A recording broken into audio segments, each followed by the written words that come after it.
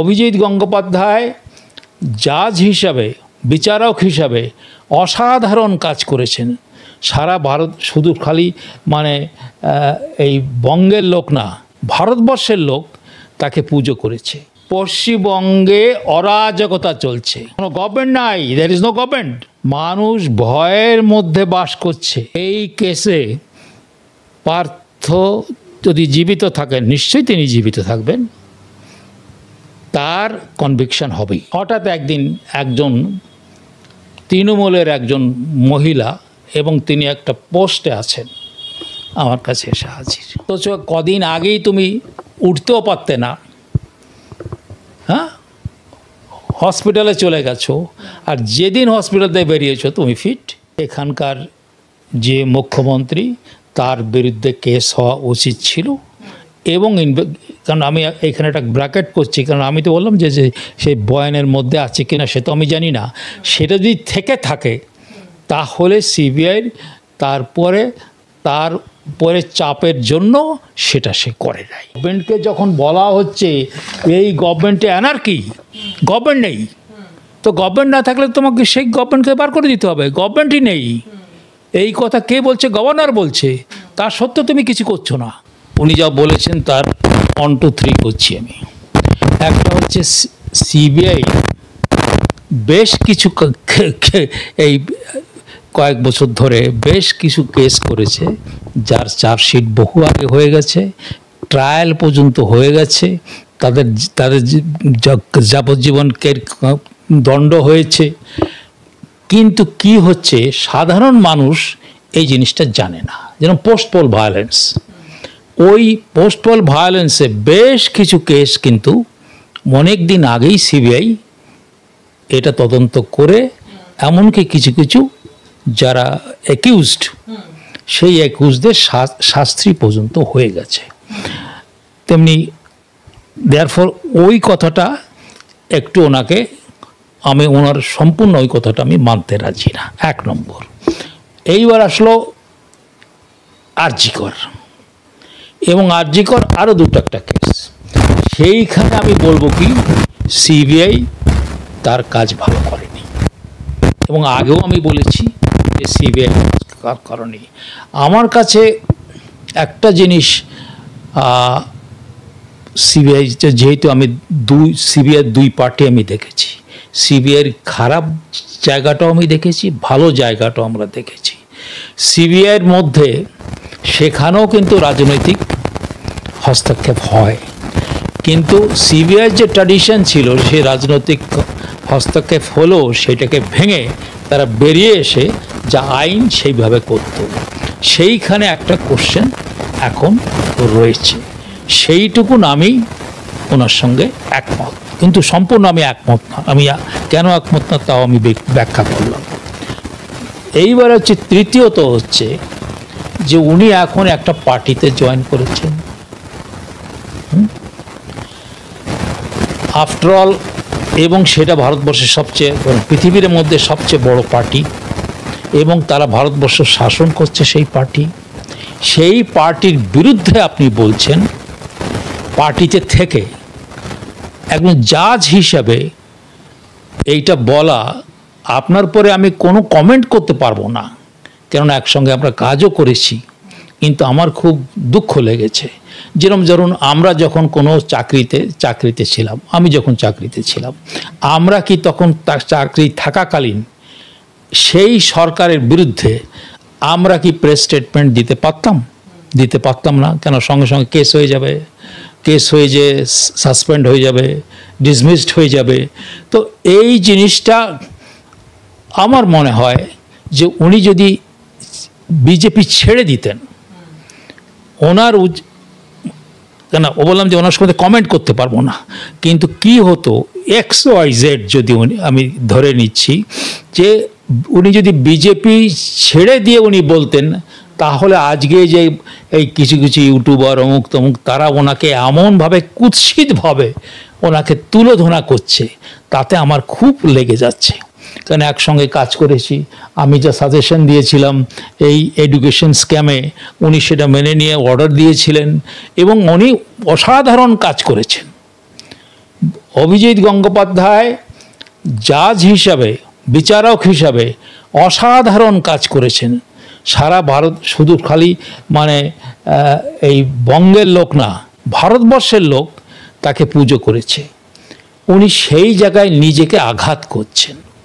তো আমার মনে হয় যে উনি একে ছেড়ে দিতে হতো, ওনার ছেড়ে দিয়ে ওনার যা বলার দরকার বলার। কিন্তু কথাটা হচ্ছে কি, যে উনি যা বলেছেন ওই কথা তো অনেকেই আগে বলেছেন। উনি নতুন কথা কিছু বলছেন না, যে বুঝতাম যে সামথিং উনি যা বলছেন যে একেবারে সম্পূর্ণ নতুন, এবং তুমি স্টান্ট দিয়ে তাকে ইন্টারভিউ করলে, তা তো না। এবং সেইটা না, আমি যদি এবার যাব আমি রাজ্যপালে, রাজ্যপাল যা বলেছে এই সরকার সম্বন্ধে, সেটা উনি যা বলেছেন তার 10,000 গুণ বেশি, 10,000 গুণ বেশি। আপনারা জানেন যে কিছুদিন আগে রাজ্যপাল মানে আমাদের গভর্নর, উনি দিল্লিতে গিয়েছিলেন একটা রিপোর্ট দিতে। এই পশ্চিমবঙ্গ দিতে হয়, মানে এমনিতে গভর্নরকে টাইম টু টাইম রিপোর্ট দিতে হয়। তো এখন কি অবস্থা আছে পশ্চিমবঙ্গে, সেইটা একটা রিপোর্ট উনি রাজ্য দিয়েছেন। এবং তারপরে উনি নিজে মিডিয়ার সামনে কিছু কথা বলেছেন, আমি সেটা ট্রান্সলেট করেছি। সেটা প্রথম যেটা হয় ইংরেজিতে, কথাটা হচ্ছে অ্যানার্কি, কিন্তু আমি বাংলা করছি। সম্প্রতি, কারণ আমি তো কাগজ ছাড়া কথা বলি না, সম্প্রতি পশ্চিমবঙ্গের রাজ্যপাল CV আনন্দ বোস দিল্লিতে গিয়ে রাষ্ট্রপতি দ্রৌপদী মুর্মুকে পশ্চিমবঙ্গের পরিস্থিতি সম্পর্কে অবহিত করেন। তিনি সংবাদ মাধ্যমের সাথে কথা বলেন। 1 নম্বর, পশ্চিমবঙ্গে অরাজকতা চলছে, পশ্চিমবঙ্গে অরাজকতা বলছে। এবারে এইটার মানে সামনে অভিজিৎ গঙ্গোপাধ্যায় কি বলেছে তা করে নিচে চলে গেল। মানে এর থেকে আর কঠিন কথা বলা যায় না। মানে কোনো গভর্নমেন্ট নাই, কোনো গভর্নমেন্ট নাই, দেয়ার ইজ নো গভর্নমেন্ট। এই অ্যানার্কি মানে হচ্ছে কোনো গভর্নমেন্ট নেই, কোনো সরকারই নাই। সেই কথা কে বলছে? রাজ্যপাল বলছে। 2 নম্বর কি বলছে? পশ্চিমবঙ্গে গুন্ডারাজ বিরাজ করছে, পশ্চিমবঙ্গে গুন্ডারাজ বিরাজ করছে, মানুষ গুন্ডাদের ভয়ে ভীত, গুন্ডাদের ভয়ে ভীত।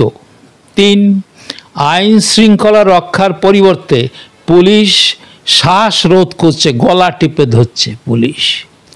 রাজ্যপাল পুলিশকে ওথেলোর সাথে তুলনা করেছেন। ডেসডিমোনা ওথেলোর কাছ থেকে সুরক্ষা চেয়েছিলেন, কিন্তু ওথেলো তাকে শ্বাসরোধ করে হত্যা করেছেন। 4, মানুষ ভয়ের মধ্যে বাস করছে, মানুষ ভয়ের মধ্যে বাস করছে। অসামাজিক অবৈধ কার্যকলাপ করতে প্ররোচিত করা হচ্ছে। এগুলো পশ্চিমবঙ্গের রাজ্যপালের গুরুতর অভিযোগ। যদি অরাজকতা বিরাজ করে তাহলে আর কি থাকে? এই হচ্ছে এই অরাজকতা কথাটা, অ্যানার্কি হচ্ছে গ্রিক শব্দ, মানে বলা হচ্ছে সরকার নেই। স্যার আমার বক্তব্য এইখানেই যে রাজ্যপাল আজকে যে স্টেটমেন্টগুলো দিয়েছেন এবং মানে গভর্নমেন্ট মানে দ্রৌপদী মুর্মুর সঙ্গে রাষ্ট্রপতির সঙ্গে কথা বলে এসে তিনি এই স্টেটমেন্ট দিয়েছেন প্রেসের সামনে এবং সেই বিষয়টাই আপনি তুলে ধরলেন। এখন এই একই কথা কিন্তু প্রাক্তন বিচারপতি অভিজিৎ গঙ্গোপাধ্যায়ও বলেছেন। তিনি বলছেন যে এই রাজ্যে কোনো রকম আইন শৃঙ্খলার শাসন নেই, সেজন্য 355 ধারা জারি করা হচ্ছে না কেন, এবং এর সঙ্গেই তিনি বলছেন যে এই যে সরকার যার অপশাসন এখন চলছে সেই সরকারকে সরানোর জন্যই আমি রাজনীতিতে এসেছিলাম, কিন্তু যা দেখতে পাচ্ছি তাতে এই সরকারকে সরানোর মতো কোনো ইচ্ছেই হয়তো কেন্দ্রীয় সরকারের নেই। উনি এইটা তো উনি ওইরকম ইচ্ছে হয়তো বলছেন, হয়তো বলছেন, আর এখানে ইনি হয়তো বলছেন না, এইখানে গভর্নর হয়তোর মধ্যে নাই, গভর্নর একেবারে 1 2 3 4 বলেছে। গভর্নর আর একটা কথা বলেছেন, অর্থাৎ তাহলেই আমরা দাঁড় করাতে পারবো ভারত সরকারকে যে তারা কেন কিছু তারা ডিসমিস করছে না কেন। কি বলছে কি, যে পশ্চিমবঙ্গে মেয়েরা নিরাপদ নয়। আছো কোথায়? বলছে পশ্চিমবঙ্গে মেয়েরা নিরাপদ নয়। রাজ্যপাল সিবি আনন্দ বোস বলেছেন পশ্চিম বর্ধমানে MBBS এর দ্বিতীয় বর্ষের এক ছাত্রী গণধর্ষণের ঘটনা অপমানজনক এবং জনবিবেকের প্রতি আঘাত। তার মতে পশ্চিমবঙ্গে এই ধরনের ঘটনাই প্রথম নয়। তিনি পর্যবেক্ষণ করছেন, আমি আত্মবিশ্বাসের সাথে বলতে পারছি যে রাজ্যটি কন্যা শিশুদের জন্য নিরাপদ নয়। তাহলে এত বড় মানে এর থেকে খারাপ রিপোর্ট এবং সব ভারত সরকার সম্বন্ধে বলা, আমার মনে হয় এই এতভাবে মানে অভিজিৎ গঙ্গোপাধ্যায় বলতে পারেননি। ওনার জায়গায় অন্যরকম। আর এই যে উনি এটা তো নাও বলতে পারতেন, যিনি গভর্নর তার পক্ষে এটা বলা, অর্থাৎ আমি বলবো কি যে ভারত সরকার তার কাজ করেনি, কিন্তু সেটা যেভাবে এই গভর্নর বলেছেন আর ওনার বলার মধ্যে অনেক রকমের ইয়েস মানে ইয়েস বাট নট ইত্যাদি রয়ে গেছে। আরেকটা প্রশ্ন করব যে আরজি করের প্রসঙ্গ আপনিও তুললেন, সেখানে দাঁড়িয়ে অভিজিৎ গঙ্গোপাধ্যায় বলছেন যে আরজি কর তদন্তে সীমা পাহুজার ভূমিকা নিয়ে তিনি বিরক্তি প্রকাশ করেছেন এবং এই একই রকম বিরক্তি তো অভয়ার মা বাবাও প্রকাশ করেছিলেন। এবং একই সঙ্গে অভিজিৎ গঙ্গোপাধ্যায় বলছেন যে যেটা সাধারণ মানুষের বক্তব্য যে কেন্দ্র এবং রাজ্যের মধ্যে আঁতাত রয়েছে, মানে ভেতরে একটা কোনো যোগাযোগ রয়েছে বিজেপি এবং তৃণমূলের মধ্যে, সেটাকে সম্পূর্ণ নস্যাৎ করে দিয়েছেন এবং বলছেন যে মানে যে একটা নেক্সাস চলছে আমলাদের মধ্যে যারা এই বিষয়টা অনেকখানি নিজেদের হাতে নিয়ে কন্ট্রোল করেন। আমি বললাম আমার এখন তো আর আমি কোনো পার্টিতে নেই বা কোনো গভর্নমেন্টের মধ্যে নেই। আমার এইখানে যারা রিক্সা চালায় তাদের কাছে জিজ্ঞেস করো যে উপেন বিশ্বাসকে চেনেন? তারা আমরা রিক্সা চলি, বিশেষ বিশ্বাসও রিক্সায় যায় এবং তারা আমার বন্ধু। তারা কি বলছে জানো? যে কথা উনি বলছেন একজন রিক্সাওয়ালাও জানে সে কথা। আর এই পশ্চিমবঙ্গের সব লোক, সাধারণ লোক, লেখাপড়া জানে না, তারাও জানে যে এই অভয়ার কেস ভালো করে করা হয়নি। 2 নম্বর হচ্ছে যে এই সরকারকে ডিসমিস করা দরকার বহু আগে ছিল, সেটারা করছে না। এই কথাটা একজন রিক্সাওয়ালাও বলছে। একটু পার্থ চট্টোপাধ্যায়ের জামিন প্রসঙ্গে আসি, যে পার্থ চট্টোপাধ্যায়ের প্রসঙ্গে সিবিআই আসল মাথা অবধি ইচ্ছে করে পৌঁছচ্ছে না, এই অভিযোগটা আবারও কিন্তু নতুন করে উঠে এসেছে। এবং আপনার মতে কি মনে হয় যে সত্যি রাজনৈতিক চাপে তদন্তের গতি স্লথ হয়ে গিয়েছিল এবং যার ফলে পার্থ চট্টোপাধ্যায় জামিন পেয়ে গেলেন? না না না, এটা সম্পূর্ণ ভুল। আচ্ছা, এইখানে আমি বলি, এই যে যারা এই সমস্ত কথা বলছে তারা এই ইনভেস্টিগেশন কিছু জানেন না। যে রাইট টু বেইল কিন্তু একজন যে কোনো মানে অপরাধীদের আছে। কেন বলবো? যে তুমি একটা লোককে, কেন ইনভেস্টিগেশন তো চলতে থাকবে না, ইনভেস্টিগেশনটা 4 দিনের মধ্যে কম্পোজ করা যায় না। কিন্তু এই ইনভেস্টিগেশন করে সিবিআই চার্জশিট দিয়ে চার্জ ফ্রেম করা হয়েছে। মানে চার্জ ফ্রেম হয় তখন যখন ট্রায়াল শুরু করা যায়। এখন ট্রায়াল শুরু হবে, অর্থাৎ এই সময় যদি একটা লোক 3 বছর ধরে থাকলো, কেন অনেক কেস তো, অনেকগুলো কেস, সিস্টেমিক ফ্রড সারা পশ্চিমবঙ্গ ধরে, সমস্ত পশ্চিমবঙ্গ ধরে এই কেস হয়েছে। যেটা আমরা ওই যে আমি যে করেছিলাম যে মাকড়সার জালের মতো, তাকে তুমি 3 দিনে কম্পোজ করতে পারবা না 3-4 বছরের মধ্যে। এই জন্যে তার বেল হয়েছে। মানে যে সিবিআই কিছু করে নাই বা ভালো করে নাই এই জন্য নয়, এটা একদম সঠিক কথা নয়, তারা কিচ্ছু জানে না। তিনি অভিজিৎ গঙ্গোপাধ্যায় হন আর সাধারণ মানুষই হন, আপনি যাই বলেন, এইটা যা ঘটনা ঘটেছে এখানে, যে অনেক দিন হয়ে গেছে, এবার বেলই দেওয়া হয়। এতদিন ধরে একটা লোককে রাখা যায় না, বেল হয়, কিন্তু তদন্ত চলবে। তদন্ত এখন আর নাই, তদন্ত ইজ কমপ্লিট। এখন হচ্ছে তার বিচার শুরু হবে, যে কোনো সময় বিকাশ শুরু হয়ে যেতে পারে। আর একবার বলা হয় যে সে কোনো সরকারি, যে তাকে যেন কোনো সরকারি পদে না দেওয়া হয়, সেটাও কিন্তু সুপ্রিম কোর্ট বলে দিয়েছে। অতএব এই জায়গায় সিবিআইকে কোনো রকম কিছু, মানে সিবিআইয়ের পরে কোনো মন্তব্য করা, মানে তা আমি বলবো কি সঠিক নয়। এবার আর একটা বিষয় জিজ্ঞাসা করি, যে আদালত এর আগে যতবারই পার্থ চট্টোপাধ্যায়ের জামিনের প্রসঙ্গ উঠেছিল খারিজ করে দিয়েছিল আদালত, তার কারণ তিনি একজন অত্যন্ত প্রভাবশালী ব্যক্তি এবং তিনি যদি জামিন পান সেক্ষেত্রে তদন্ত প্রক্রিয়াকে প্রভাবিত করতে পারেন, বা যেখানে যারা সাক্ষী দেবেন সেই সাক্ষী প্রমাণ ইত্যাদিকে নষ্ট করতে পারেন, প্রভাবিত করতে পারেন। এই কারণে জামিনের আবেদন খারিজ করা হয়েছিল। আজকে তিনি যখন জামিন পেলেন তখন কি তদন্ত প্রক্রিয়া শেষ, প্রমাণ সমস্ত হাতে মানে সেফলি রয়েছে এইটার জন্য, নাকি ঠিকমতো প্রমাণ পাওয়া গেল না তার জন্য হলো? সে প্রমাণ তো সে কমপ্লিট হয়ে গেছে। যে পার্থ চ্যাটার্জি প্রত্যেকটা কেসে চার্জশিট হয়ে গেছে, তার প্রত্যেকটা কেসে চার্জশিট হয়েছে। এরপরে এখন বিচার শুরু হচ্ছে, বিচার শুরু হয়ে গেছে।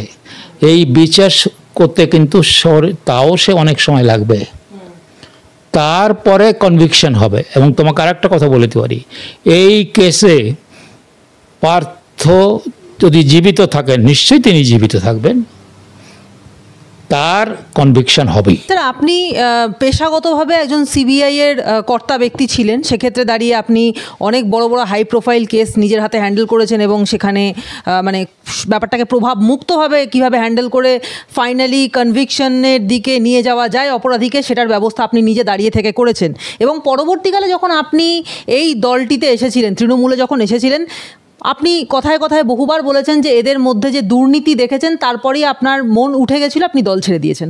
তো এই দলে পার্থ চট্টোপাধ্যায় আপনার প্রাক্তন সহকর্মী ছিলেন এবং আজকে পার্থ চট্টোপাধ্যায় যে জামিন পেলেন, একজন দুর্নীতি বিরোধী মানুষ হিসেবে চিরকাল আপনি দুর্নীতির বিরুদ্ধে দাঁড়িয়ে থেকেছেন, কাজ করেছেন, আপনি এই জামিনটাকে ঠিক কী চোখে দেখছেন? না, আমি এটা লর হিসাবে দেখি। যেরকম আমি যখন লালু যাদব এবং তার ইত্যাদি আরও বহু লোককে, সেখানে অনেক চিফ সেক্রেটারি এবং তারাও ছিল, তখন তারাও ওরকম করে বেল হয়েছে। অতএব বেল হয়ে যাওয়ার ফলে অতএব ঠিকমতো ইনভেস্টিগেশন হলো না, এটা বলা মানে বাচ্চাদের কথা। আমি তার মানে ইনভেস্টিগেশনটা তিনি জানেন না। কিন্তু কি হচ্ছে, এই যে পার্থকে তো আমি তখন দেখেছি, পার্থ তো ভালো করে হাঁটতেও পারে না, তখনও হাঁটতে পারতো না। আমি যখন যে 10 বছর ছিলাম, 5 বছর হচ্ছে মন্ত্রী আর 10 বছর হচ্ছে এই SC/ST ডেভেলপমেন্ট কর্পোরেশনের চেয়ারম্যান। তো আমি তো তাকে দেখেছি অ্যাসেম্বলিতেও সে হাঁটতে পারে না।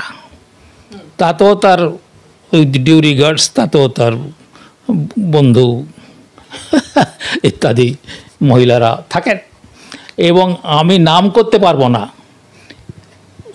ওই যখন মানে সেই সময় হঠাৎ একদিন একজন তৃণমূলের একজন মহিলা, এবং তিনি একটা পোস্টে আছেন, আমার কাছে এসে হাজির।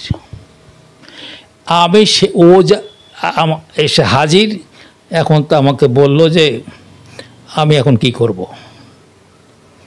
আমি একদম XYZ নাম করছি না, একজন বড় তৃণমূলের মাতব্বর, তারে ডেকেছে একটা জায়গায় নিয়ে যাবে। এখন আমার কাছে এসছে যে আমি যদি না যাই তাহলে তো আমার সর্বনাশ হবে। তাই আমি বললাম যে তুমি যাবে না। সে যায়নি। অতএব আসার একটা কথা বলি, মানে মজার ব্যাপার, মজা না মানে এটাও একটা বাস্তব কথা, যে পার্থ যে স্কুলে পড়তো, আমি কিছুদিন সেই স্কুলে MA পাশ করে আমি পড়িয়েছি, কিন্তু পার্থ আমার ছাত্র ছিল না, অন্য লোক ছাত্র ছিল। এইবার প্রবাবলি আমার যতদূর মনে পড়ে অ্যান্ড্রু ওয়েলে কাজ করতো, চাকরি করতো। তো অ্যান্ড্রু ওয়েল আমি ভালো করে চিনি, তখনও আমি পার্থকে দেখেছি। আর যখন ও কী ছিল, সে তো মমতা ব্যানার্জির সেক্রেটারি জেনারেল। সেই তো মমতা ব্যানার্জি তাকে বলল যে তুমি পার্থদা, উপেন্দা আমাদের CBI অ্যাডভাইজার হবে, এইটা তুমি বলে একটা প্রেস কনফারেন্স করে বলে দাও, এই বলেছি। তা আমি কি CBI অ্যাডভাইজার হয়ে তোদের চুরি করতে বলেছিলাম? আমি তোদের বলেছিলাম যে চুরি করিস না। অতএব আমি ভালো করে জানি। আর এই যে তুমি লাফাই বেড়াচ্ছ এখন, অথচ কদিন আগেই তুমি উঠতেও পারতে না, হ্যাঁ, হসপিটালে চলে গেছো, আর যেদিন হসপিটাল থেকে বেরিয়েছো তুমি ফিট। তো এই ধরনের মানে আমি বলবো যে মানুষ, আমি অনেক তদন্ত করে দেখেছি। অর্থাৎ আর যা যা বলে যাচ্ছে তাতে একটা জিনিস পরিষ্কার হচ্ছে যে মমতা ব্যানার্জির পার্টি কেমন সেটাও কিন্তু ও নিজেই বলে দিচ্ছে। না স্যার, একটা বিষয় কিন্তু আমি একটু ক্লিয়ারলি আপনার কাছে প্রশ্নটা করছি যে বারবার মানে পার্থ চট্টোপাধ্যায় যখনই তার কোনো জবানবন্দি দিয়েছেন তখন তিনি বারবার বলছেন যে নেত্রীর নির্দেশেই করছি, যা বলছি নেত্রীর নির্দেশেই হচ্ছে। এবং এটা খুব অলিখিত সত্য যে তৃণমূল কংগ্রেসে নেত্রী মমতা বন্দ্যোপাধ্যায়ের নির্দেশ ছাড়া পাতাটিও নড়ে না। সেখানে দাঁড়িয়ে পার্থ চট্টোপাধ্যায় এত টাকার কেলেঙ্কারি করলেন, এত ঘটনা ঘটালেন, এবং আপনি বলছেন তার বিরুদ্ধে চার্জশিট হয়ে গেছে, কিন্তু আসল এতখানি যিনি করলেন, যার জন্য করলেন, এবং বারবার তো এই মানে প্রমাণও উঠে এসছে যে অভিষেক বন্দ্যোপাধ্যায়ের কাছে অভিষেক বন্দ্যোপাধ্যায় তার কাছ থেকে বেশি টাকা চেয়েছিলেন, সেটা দিতে পারেননি, তখন নিয়োগ প্রক্রিয়া আটকে রাখার কথা হয়েছিল, এরকম ভয়েস রেকর্ডিংও পর্যন্ত উঠে এসেছে। তাহলে সেক্ষেত্রে সরাসরি CBI মূল মাথার দিকে হাত বাড়ালো না কেন? তো প্রশ্ন না, সেইটাই তো বড় প্রশ্ন। সেইটা তো আমরা আগেই কথা বলেছি আমরা না, যে CBI, আচ্ছা এই পার্টটা অতখানি নলেজ আমার নেই যে ও যা বলেছে, তাও কোর্টে যদি বলে থাকে বা স্টেটমেন্ট দিয়ে, কথাটা খালি বললে হবে না, কিন্তু সে স্টেটমেন্ট দিতে হবে। তো সে যদি স্টেটমেন্টের ইন্টারোগেশনের সময় বা যখন মানে ও তার বয়ান লেখা হয় তখন যদি সে বলে থাকে, আচ্ছা আর একটা কথা বলি, ওইখানে যেদিন হিয়ারিং হয় সেদিন অনেক কথা অনেক বলে, কিন্তু যখন যার বয়ান লেখা হয় তখন সেটা বলে না। এখন সেই বয়ান আমি তো জানি না, যদি সে বয়ান লেখার সময় যদি বলে থাকে আমি যা করেছি সবই মমতা ব্যানার্জির নির্দেশে করেছি, তাহলে তো তাহলে মমতা ব্যানার্জি অ্যাকিউজড করতে হবে, তাকেও ডাকতে হবে, তাকেও কাস্টোডিয়াল ইন্টারোগেশন করতে হবে। আমি বলি যদি বলে থাকে, কেন আমি তো জানি না এটা, কিন্তু CBI তো সেই কাস্টোডিয়াল ইন্টারোগেশন করছে না। তুমি কি জানো যে বয়ান দেওয়ার সময় ওটা বলেছে? সেটা কি আমরা জানি? সেটা কিন্তু তোমরা কেউ জানো না। অতএব সেইটা আমি একটা খালি যদি হয়ে থাকে তাই বলছি। যদি তার বয়ানে সে বলে থাকে কোর্টের সামনে, মানে কোর্টের সামনে না, যখন বয়ান লেখা হয় সেই সময় যদি সে বলে থাকে, তাহলে আমি বলবো যে মমতা ব্যানার্জিকে অ্যারেস্ট করে তার ইন্টারোগেশন করা এবং একজন অ্যাকিউজড করা একদম উচিত ছিল, এবং সেটা যদি না করে থাকে তার জন্য আবার নিশ্চয়ই ভারত সরকার দায়ী। স্যার, আপনি তো নিজে যখন পশুখাদ্য কেলেঙ্কারির মতো একটা হাই প্রোফাইল মামলা যখন নিজের হাতে নিয়েছিলেন, তখন তো আপনার অভিজ্ঞতাতে আপনি নিশ্চয়ই এটা দেখেছেন যে প্রচুর রাজনৈতিক চাপ থাকে এই সমস্ত মানে তদন্তের ক্ষেত্রে তদন্তকারী অফিসারদের ওপরে। তো সেখানে দাঁড়িয়ে রাজনৈতিক চাপ এতটাই বেশি থাকে যে তারা অনেক ক্ষেত্রে স্বাধীনভাবে কাজ করবার সুযোগটুকুও পান না, ওপর থেকে এমন প্রেশার থাকে। তো এখানে আপনার কি মনে হয় যে এই যে তদন্তের এত লম্বা সময় ধরে তদন্ত চলেই যাচ্ছে এবং মানে সাধারণ মানুষের যেটা বক্তব্য যে কবে আসল মূল মাথাদের কাছে এগোনো হবে সেদিকের কোনো রকম মানে যাওয়ার প্রশ্নই উঠছে না, এই যে দীর্ঘসূত্রিতা, এই সমস্তটাই কি উদ্দেশ্য প্রণোদিত নাকি অদক্ষতা? তা না, না সেটা তো না, কেস তো আরও কেস হয়েছে, বা আগেও বলেছি যে সিবিআই যে কিছু কাজ করছে না তা না, ভালো ভালো কেস হয়েছে, চার্জশিট হয়ে গেছে, কনভিকশন হয়ে গেছে, সে আমি 1 2 3 করে অনেক লম্বা হয়ে যাবে। কিন্তু এটাও ঠিক যে যত কেস হয়েছে সেখানে এখানকার যে মুখ্যমন্ত্রী তার বিরুদ্ধে কেস হওয়া উচিত ছিল। এবং কারণ আমি এখানে একটা ব্র্যাকেট করছি, কারণ আমি তো বললাম যে সেই বয়ানের মধ্যে আছে কিনা সে তো আমি জানি না, সেটা যদি থেকে থাকে তাহলে সিবিআইয়ের তার চাপের জন্য সেটা সে করে নাই।